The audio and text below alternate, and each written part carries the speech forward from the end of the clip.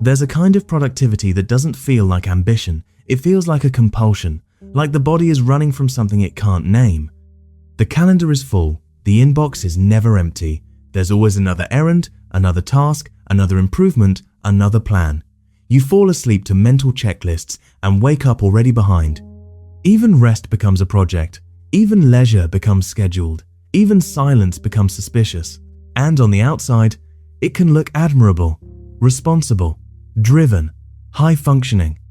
But the psychology of always staying busy is rarely just about getting things done. Very often, it's about not being alone with what gets louder when you stop. Because when you stop, something starts. Not necessarily thoughts, though thoughts can come. More often, it's a feeling that doesn't have a clean sentence attached to it. A vague dread, a pressure behind the chest, a restlessness in the hands, a subtle internal itch that can't be scratched by achievement. So you move again. The modern world rewards this. It calls it hustle. It calls it grind. It calls it discipline. But the psyche knows the difference between chosen effort and enforced motion. Chosen effort has a center. Enforced motion has an urgency. If you're always busy, it's worth asking, what would happen if you weren't? That question is not philosophical. It's diagnostic. Because for many people, the answer isn't, I'd be bored. The answer is, I'd feel something. And what you would feel might not be dramatic. It might be grief you never processed, anger you never allowed, loneliness you made normal, emptiness that scares you because it feels like proof of something. Busy becomes a way to regulate those feelings without ever naming them. In Jungian terms, busyness can become a defense against the unconscious. The unconscious is not just a basement of dark impulses, it's also the place where unlived life accumulates. Needs, desires, fears, creative impulses, and abandoned emotions. Parts of you that never got a voice. When you're constantly busy, you keep the basement door locked by keeping the upstairs loud. Noise is not only sound, noise is motion, noise is stimulation, noise is constant engagement with something outside yourself so you don't have to be inside. And the inner life, your dreams, your instincts, your shadow, doesn't stop existing because you ignore it. It waits, it leaks. It surfaces as anxiety, insomnia, irritability, numbness, compulsive scrolling, or a strange sense that your life is happening without you. Many people who stay busy are not avoiding responsibility. They're avoiding contact with themselves. There are different kinds of busy. Some people stay busy to feel valuable. They learned early that love is earned, that attention arrives when you perform, that praise replaces presence. So the adult becomes an engine, producing value to justify existence. In that case, rest doesn't feel neutral, it feels dangerous. Because if you're not producing, who are you? What do you offer? Why would anyone stay? So you keep moving not toward joy, but toward legitimacy. Other people stay busy to avoid a particular emotional atmosphere. In some homes, stillness meant tension. Silence meant someone was angry. Quiet meant something bad was about to happen. So your nervous system equates calm with threat. You can be an adult in a safe room and still feel unsafe when nothing is happening. So you create happening. You fill space with tasks so you don't have to feel the old dread of waiting. And then there's the busy that hides grief. Grief is patient. It doesn't disappear because you schedule around it. If you never mourn what happened or what didn't happen, your psyche will try to mourn through other channels. Sometimes that looks like a constant drive to get ahead, as if success will retroactively repair the past, as if achievement will replace what was missing, as if becoming impressive will finally make the older pain feel justified. But grief doesn't want justification, it wants recognition. So the busy continues, and the grief continues underneath it like a muted soundtrack that never ends. Another version of busy is avoidance of desire. Desire is risky. Desire exposes you. It forces choices. It forces you to admit what you want, which also means admitting what you've settled for. It means facing the possibility that you're living a life built more from obligation than from truth. So instead of confronting desire, you stay occupied with what is acceptable, what is praised, what is measurable, what is safe. The tragedy is that you can become very competent at a life you didn't consciously choose. This is where the persona comes in, the social mask that Jung described. The persona is not fake, it's adaptive. It's the part of you that meets the world in a way the world can handle. But when the persona becomes your only identity, you lose contact with the deeper self. You become a role: worker, helper, achiever, organizer, caretaker, problem solver. Always useful, always needed. And usefulness can be a very elegant hiding place. Because as long as you're needed, you don't have to ask whether you're loved. As long as you're productive, you don't have to ask whether you're fulfilled. As long as you're busy, you don't have to ask the most unsettling question: what do I feel when there is nothing to do? People who are always busy often fear that if they stop, they'll fall apart. Not in an obvious way, but in a quiet, private collapse. The mind will flood, the body will crash, the emptiness will widen. So busyness becomes a dam. And the more you rely on it, the more terrifying stopping becomes, because stopping starts to feel like failure rather than rest. The world reinforces this. Social media shows you everyone optimizing themselves. The culture treats exhaustion as a badge. People apologize for resting. They justify sleep. They call downtime recharging because rest sounds too soft. But your nervous system doesn't speak in productivity language. It speaks in symptoms.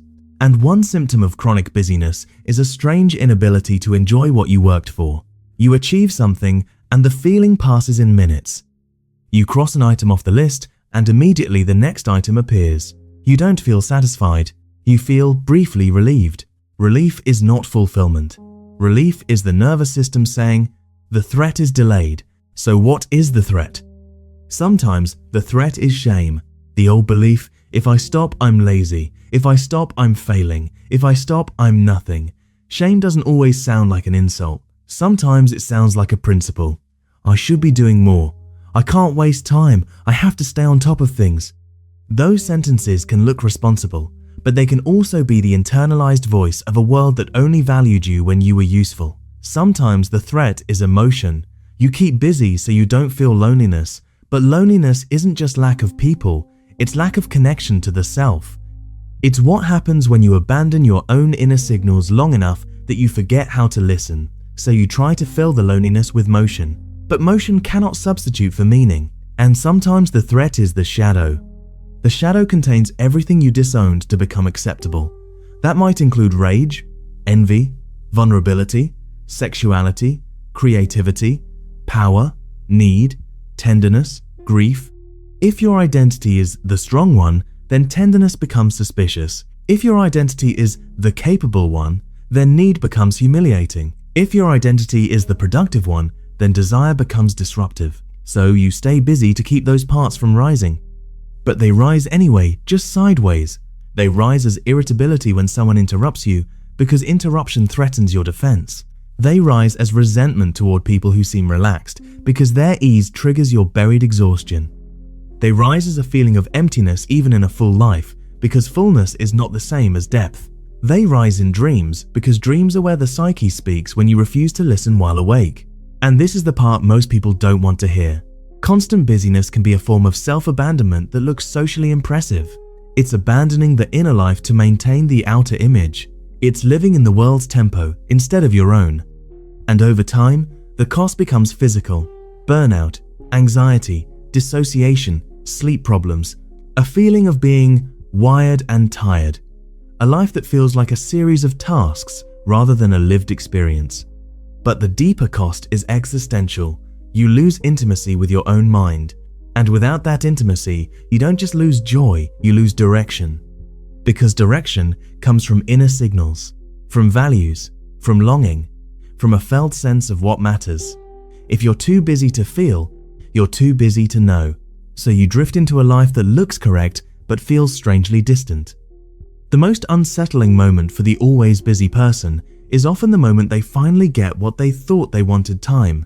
A day off, a vacation, a quiet evening, and instead of peace, they feel agitation. They start cleaning, organizing, checking messages, making plans.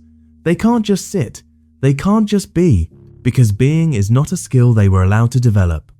If you grew up in a home where your emotions were inconvenient, you learn to manage yourself by becoming low maintenance, productive, helpful, quietly impressive. If you grew up around chaos, you learn to manage yourself by creating order, scheduling, controlling, planning. If you grew up around criticism, you learn to manage yourself by striving, improving, proving. Busyness is not random. It's a biography. And the psyche doesn't drop a defense just because you intellectually understand it. The defense is protecting something real. So the path out of chronic busyness is not slow down as a slogan, it's contact as a practice. Contact means small moments of stopping long enough to feel what rises without immediately fixing it, optimizing it, or distracting from it. And that's where many people panic, because what rises can feel like a swarm. But notice, the swarm is often made of things you postponed, not things that are new. The emotions were always there. You were just moving fast enough to not hear them. There's a paradox. The more you avoid your inner life, the more chaotic it becomes when you finally meet it. So you take that as proof you should avoid it. See, this is why I stay busy. But the chaos is not proof that inner life is dangerous. It's proof that it's been neglected. A neglected inner life doesn't present itself politely, it presents itself urgently. So the first step is not to force long meditations or sudden lifestyle changes. The first step is micro stillness. 30 seconds without grabbing your phone, 2 minutes sitting in the car before going inside, a short walk without headphones, a shower without planning, not to become spiritual, not to become mindful, but to gather data. What do you feel when you're not performing? You might feel sadness, you might feel anger, you might feel fatigue that has been waiting years to be acknowledged. You might feel a strange emptiness that is not a flaw, but an opening, the space where your real wants could finally appear. And then you begin to notice something even more revealing. What you do the moment you feel something. Do you plan? Do you clean? Do you message someone? Do you create a task? Do you scroll? Do you research your way out of feeling? Those moves are not moral failures. They are the habits of a nervous system that learned. Feeling is unsafe unless it can be turned into action. This is why always being busy can feel like safety. Action gives you control. Feeling gives you uncertainty. But a life built only on control becomes rigid. It becomes brittle. It becomes a machine that can't tolerate spontaneity, intimacy, or depth. You may even start choosing relationships and environments that keep you busy, because busyness keeps you from having to confront yourself. The always busy person often ends up surrounded by people who benefit from their busyness, people who rely on them, people who admire their productivity, people who unconsciously keep them in the role. And roles can become prisons when you forget you have a self underneath them. So part of this work is asking, who am I without my usefulness? That question can feel like a cliff, but it can also be the beginning of a more honest life. A life where your time isn't only spent proving you deserve to exist. A life where rest is not earned through exhaustion, but allowed because you are human. A life where you can sit in a quiet room and not immediately feel hunted by your own mind. Jung wrote about individuation, the process of becoming whole, not by becoming better, but by integrating what you split off. Chronic busyness often signals a split. The outer self is active, competent, visible. The inner self is neglected, unheard, invisible. Individuation would not demand you become unproductive. It would ask you to become inwardly present, to stop treating your own inner signals as obstacles, to stop living as if the only meaningful things are measurable. Because the inner life is where meaning forms. It's where values clarify. It's where your psyche tells you what it's been trying to tell you all along. What you actually want, what you fear, what you mourn, what you're avoiding. And when you finally listen, something surprising can happen. The busyness begins to lose its frantic edge. You still do things, but not as a way to escape yourself. You move from compulsion to choice. You begin to recognize the difference between a full life and a crowded one. A full life has breath in it. A crowded life is airtight. And when breath returns, you may find the real reason you stayed busy, not because you loved work, but because you didn't know how to be with yourself without feeling exposed. That's not a personal failure. It's a learned survival strategy in a culture that trains people to confuse constant motion with worth. Quietly, the psyche asks for something else. Not laziness, not collapse. Depth. A relationship with your own inner life that doesn't require you to perform for it. Because in the end, the question isn't whether you can keep up. The question is whether you can come home internally before your life is over.